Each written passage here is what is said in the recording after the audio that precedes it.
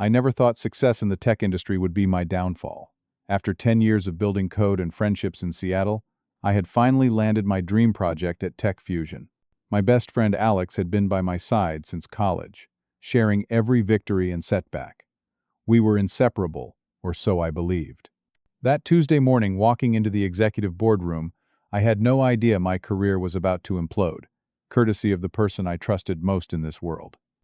Before I tell you how my best friend destroyed everything I worked for, let me know where you are watching from in the comments. Hit that like and subscribe button if you have ever trusted someone who did not deserve it. Growing up in Portland in a middle-class family, I learned early that nothing worth having comes easy.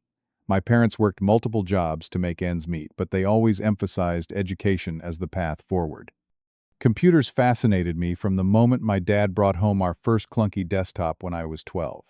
While other kids played sports, I taught myself coding languages, staying up late creating simple games and programs.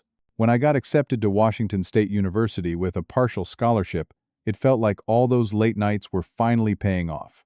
The computer science program was challenging, but I thrived on the complex problems that made other students switch majors. That first semester I spent most nights alone in the lab until Alex walked in at 2 in the morning, looking for help with a coding assignment. Alex had everything I lacked: natural charisma, social connections, and an effortless way with people. Where I stuttered through presentations, he captivated rooms. What I lacked in social grace I made up for with technical skill. We complemented each other perfectly. He helped me navigate social situations, and I guided him through difficult coursework. By the end of freshman year, we were inseparable. "We are going to change the world someday," Jared Alex would say as we pulled all-nighters before exams. I believed him completely. After graduation, moving to Seattle together seemed natural. The tech boom was in full swing, and opportunities were everywhere. We shared an overpriced apartment downtown, surviving on ramen and ambition. I landed a junior developer position at Tech Fusion, a promising mid-sized software company focused on business solutions. Alex bounced between startups, his resume growing more scattered with each job change.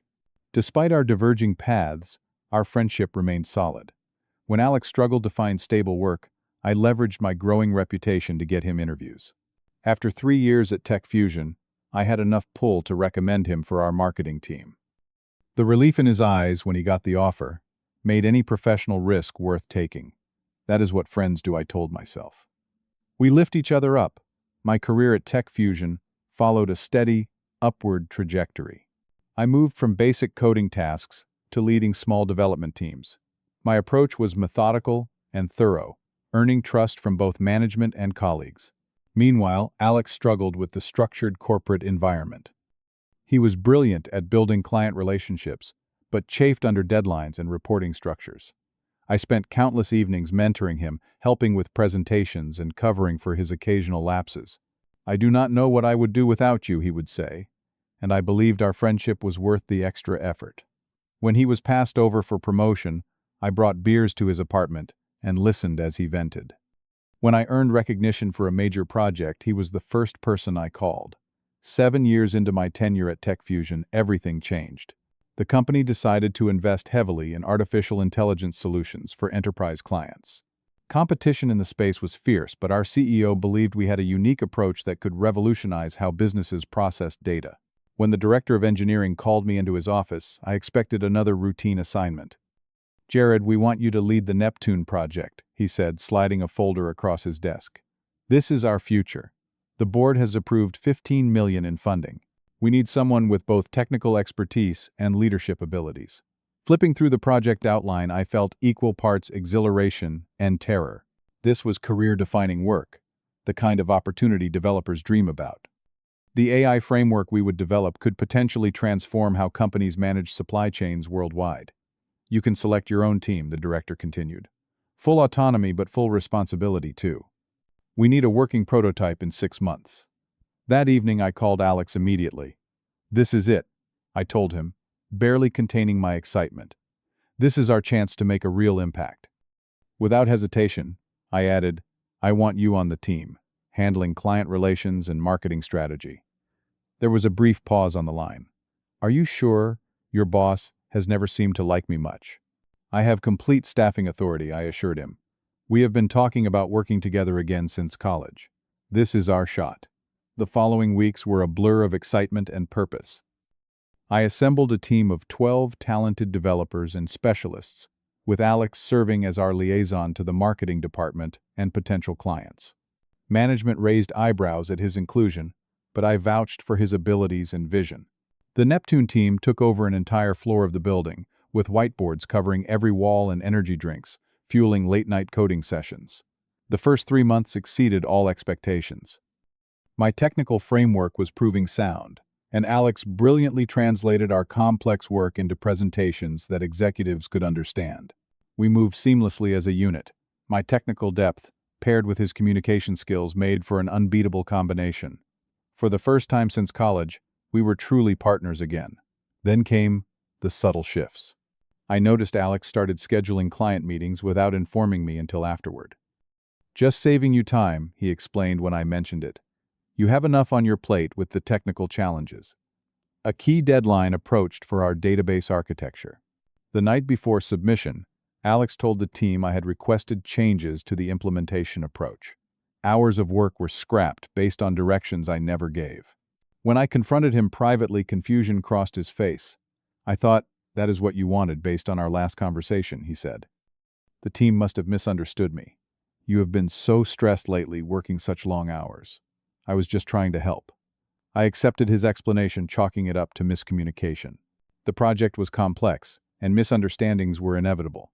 Still, something felt off. We had to scramble to recover, and the delay reflected poorly on my leadership. During a team lunch, Megan, one of our senior developers, pulled me aside. "Be careful with Alex," she said quietly. "I have worked with people like him before." "What do you mean?" I asked, defensive on behalf of my friend. She hesitated. "Just watch how he positions himself in meetings. Notice who he spends time with." I dismissed her concern as petty office politics. Alex and I had 15 years of friendship. What we had built went far beyond workplace competition. Yet her words planted a seed of doubt I could not quite shake. Over the next 2 months, the atmosphere on the Neptune project subtly shifted. Alex began arriving early to the office and staying late, cultivating relationships with senior management. He joined their racquetball games and happy hours, events I skipped to focus on our mounting technical challenges. Increasingly, I found myself explaining technical decisions to team members who had previously come directly to me. "Alex suggested we check with you," they would say, or "Alex mentioned you were considering a different approach." When quarterly reviews approached, I discovered Alex had been meeting individually with team members. "Just getting their feedback to save you time," he explained. But the dynamics had changed. People seemed to hesitate before sharing information with me, as if filtering what I should know. The isolation grew more pronounced after our midpoint review with the executive team. I prepared detailed technical specifications while Alex created the presentation deck. During the meeting, I noticed subtle changes to my material. Certain key innovations were presented ambiguously, without clear attribution. When executives asked who developed particular solutions Alex used, we consistently, even for components I had coded alone through sleepless nights. "Great partnership you two have," our CEO commented afterward. "Alex really helps make your technical work accessible." Walking back to our project space, I felt a growing unease. "You changed my slides without telling me," I said. "Just simplified things," he replied casually. "Executives glaze over with too much technical detail. I was highlighting your work in a way they could appreciate." That evening, I stayed late, reviewing project documentation, and discovered something disturbing. In several key specification documents, my original architectural decisions were now described as team-developed concepts, or attributed to leadership guidance. These were subtle changes that would mean nothing to most readers, but represented a gradual erasure of my contributions. When I mentioned this to Alex the next day, his response was immediate and practiced. "The legal team suggested we focus on collective ownership for patent purposes," he said smoothly. "I should have told you." Completely slipped my mind with everything going on. Each explanation seemed reasonable in isolation, but the pattern was becoming clear. I began keeping detailed records of my work, saving original versions of documents, and documenting my contributions explicitly. The friendship that had once felt like my greatest strength now required vigilance. The following week, Alex presented our progress to potential investors without me. I only learned about the meeting afterward when a senior executive complimented me on your team's presentation. Had to make a last-minute call, Alex explained when confronted. They moved the meeting up and you were deep in debugging that authentication issue. I did not want to pull you away from critical work. That night I accidentally discovered messages between Alex and our director of marketing. Jared is brilliant. Technically he had written, but between us he struggles with the bigger vision.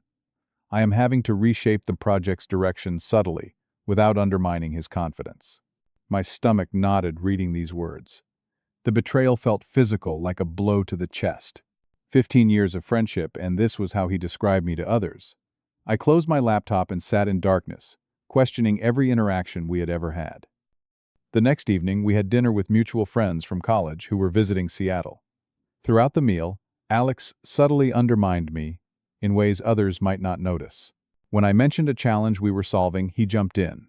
What Jared means is, when I talked about our project timeline, he added, that is the official target, but realistically, each correction was delivered with a friendly smile positioning him as the true authority.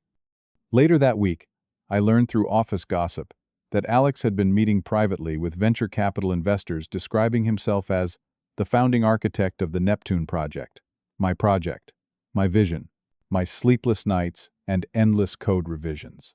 I confronted him directly in the empty office that evening. What are you doing, Alex? This is not who we are to each other. For a moment, surprise flashed across his face before he composed himself. You are overreacting, he said. I am just doing my job, making connections, selling our vision. Your vision, he added quickly. You know I have always been your biggest supporter. He promised to be more careful about attribution to emphasize my leadership more clearly. We ended with an awkward hug that felt hollow, the physical embodiment of a friendship that now existed only in memory. 2 weeks before our critical demonstration to the board, disaster struck. The integrated database containing 6 months of development and testing data became corrupted overnight. Backup systems that should have activated failed mysteriously. 3 months of work vanished. In the emergency meeting that followed, Alex spoke before I could. There appears to have been a configuration error in the backup protocols, he said grimly. We are investigating how this happened. His careful wording implied negligence without directly accusing me. As project lead, the failure fell squarely on my shoulders. Team members avoided eye contact as we discussed recovery options. The damage was catastrophic. We would miss our deadline by weeks, possibly months. Later that day, examining server logs, I discovered something strange. The corruption had not been a system failure or random error. Someone had executed specific commands that bypassed security protocols. The timing and expertise required narrowed the possible culprit significantly. As I pieced together what happened, my office phone rang. It was the executive director requesting my immediate presence in his office. Walking down the hallway, I saw Alex through a conference room window, already sitting with several board members, his expression appropriately grave. I knew before opening that door exactly what was happening. This was not random misfortune. This was calculated destruction. The executive conference room fell silent as I entered. 7 faces turned toward me, expressions ranging from disappointment to barely concealed anger. Our CEO, typically warm and engaging, looked like he had aged years overnight. The Neptune project represented a significant investment and strategic direction for Tech Fusion. Its failure threatened everything. Jared, he began solemnly, we need to discuss what happened with the project database. Alex sat 3 seats away, his face a perfect mask of professional concern. Beside him was a folder labeled Neptune Project Audit that I had never seen before. We have conducted a preliminary investigation, the CTO continued.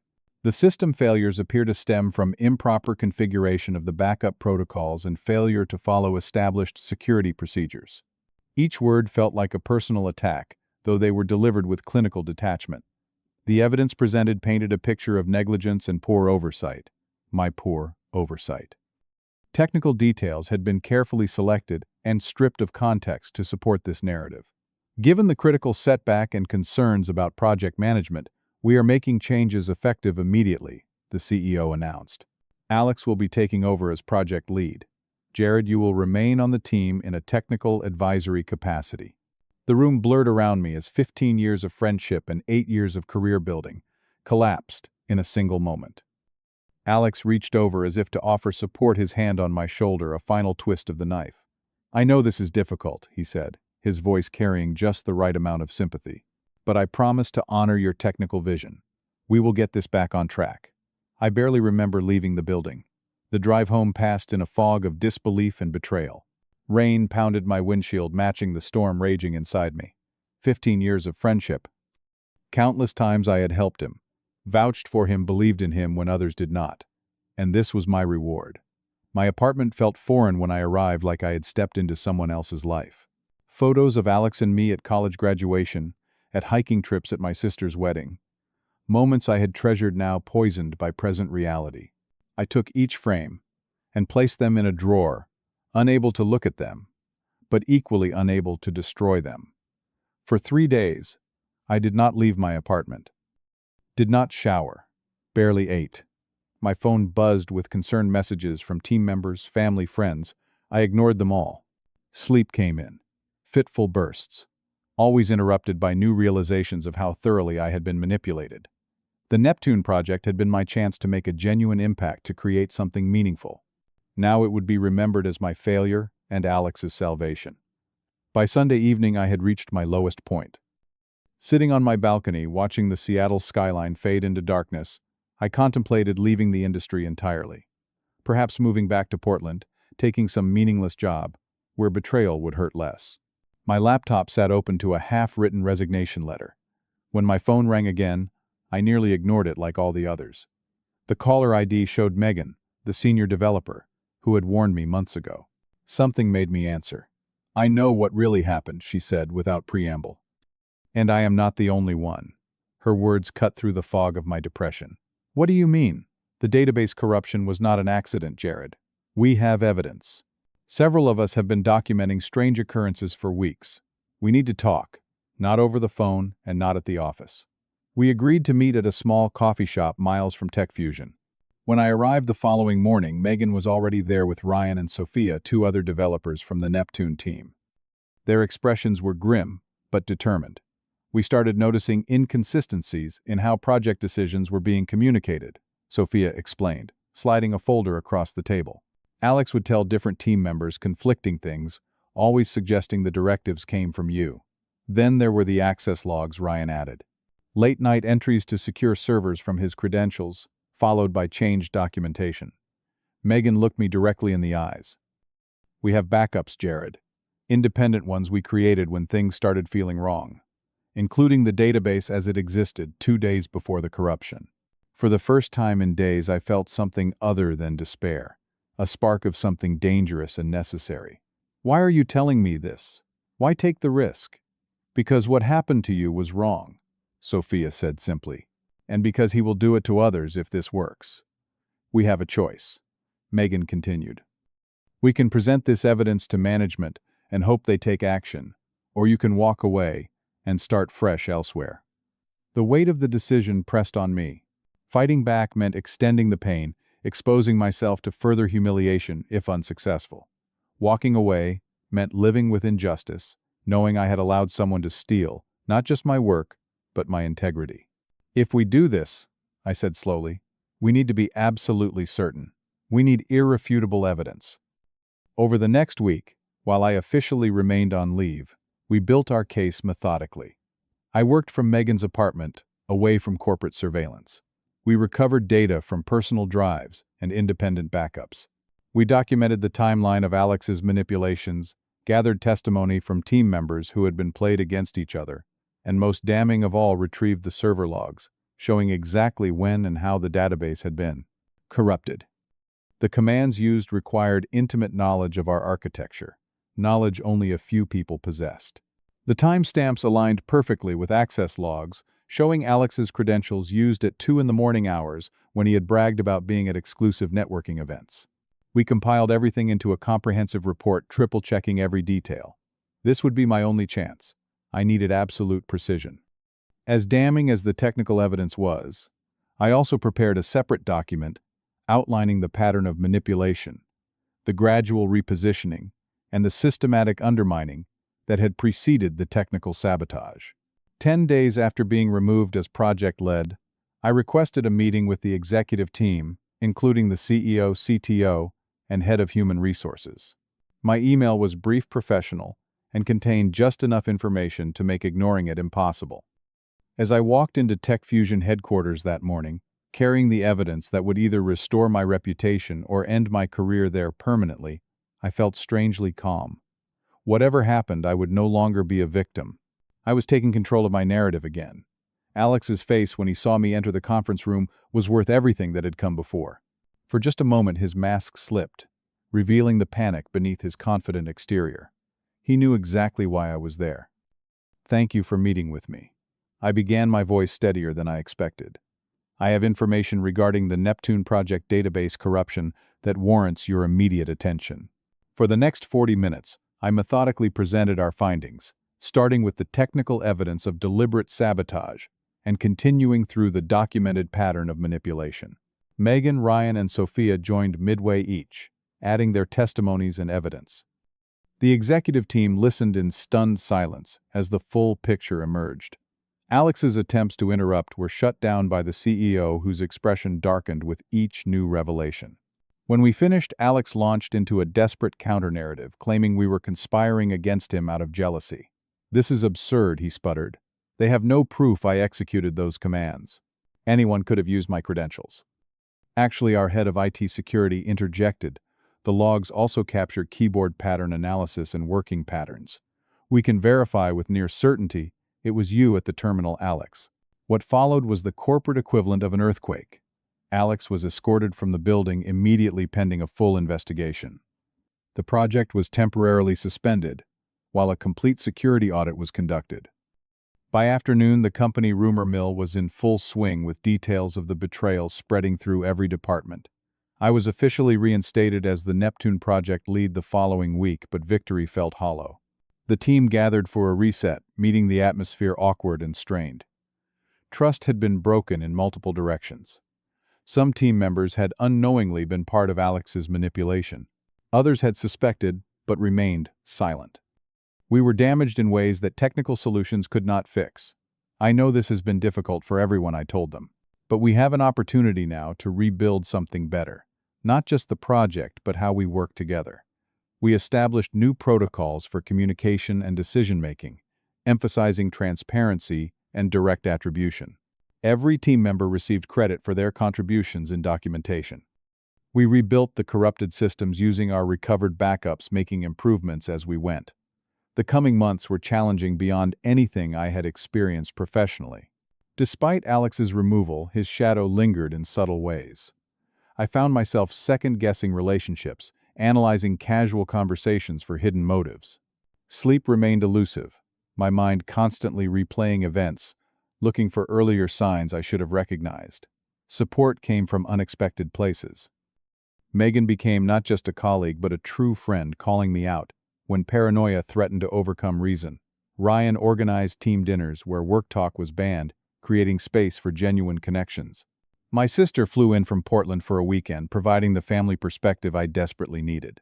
4 months after the confrontation, we delivered a working prototype of the Neptune project to the board.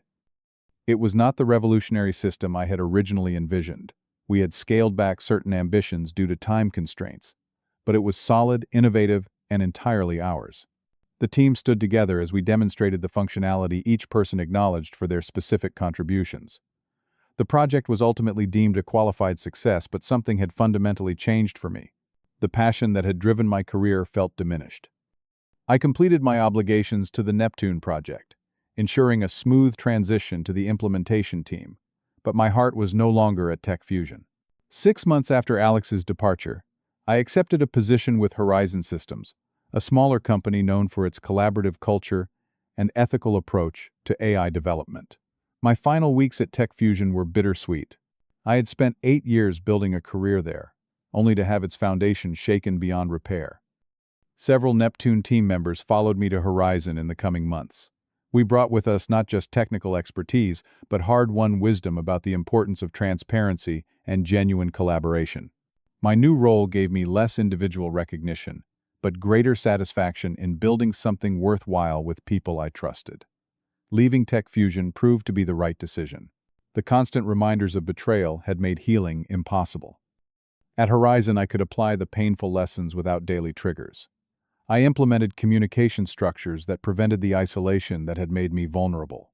I created systems where credit was explicitly shared and contributions transparently tracked. The technology industry is surprisingly small.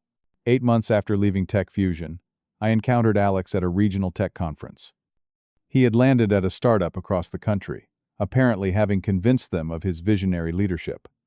Our eyes met across the exhibition hall, and for a moment, 15 years of history hung between us. He approached cautiously, his familiar charismatic smile firmly in place.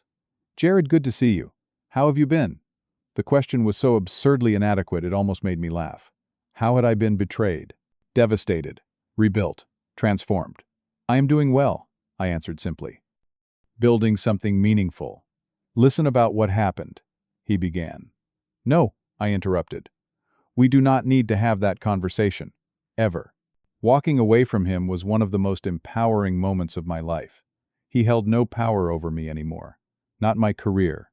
Not my emotions. Not my sense of self. The experience with Alex taught me more about myself than 15 years of friendship ever had.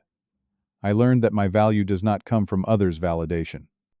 That standing up against injustice, even when painful, is always worth the cost. That true strength often emerges only after we have been broken. Most importantly, I learned that trust requires both generosity and discernment. Friendship is precious, but boundaries remain essential. The people who deserve your loyalty demonstrate their worthiness through consistent actions, not just comfortable history or charming words. Today, 3 years after the Neptune project, I lead a team developing ethical AI frameworks at Horizon. Our work helps companies implement artificial intelligence solutions that prioritize transparency and human well-being.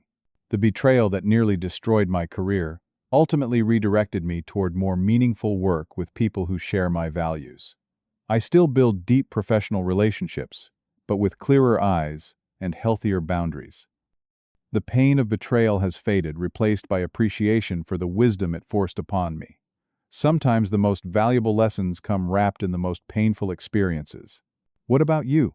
Has a friendship betrayal ever taught you something valuable about yourself?